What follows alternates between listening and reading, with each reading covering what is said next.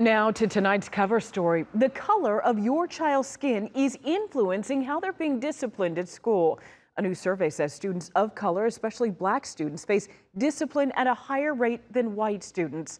Atlanta News First anchor Savannah Louie dug into how this might impact your child's education right here in Georgia and how we fix a problem so deeply ingrained in our system.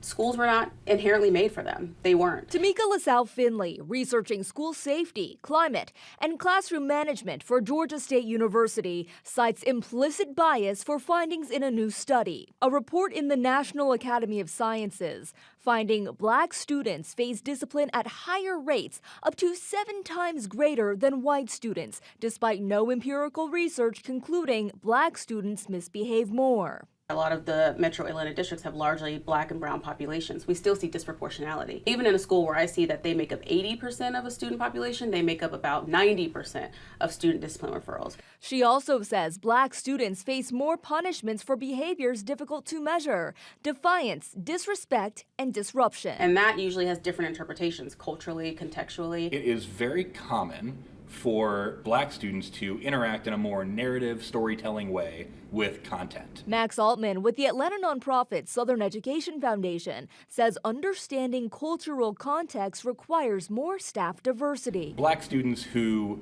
want to talk about the work that they're doing, who are excited about the content, are often treated as misbehaving, and that excitement is immediately turned into something that is challenged and punished. 37% of students in Georgia public schools are white, but white teachers make up more than 2/3 of the workforce.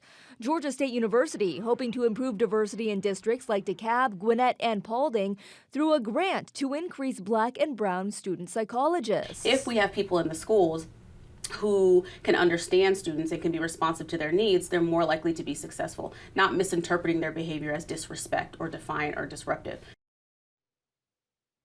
Now, students of color also face a higher disproportionate rate of school suspensions.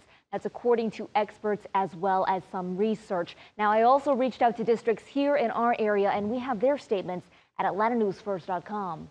And Savannah, I think for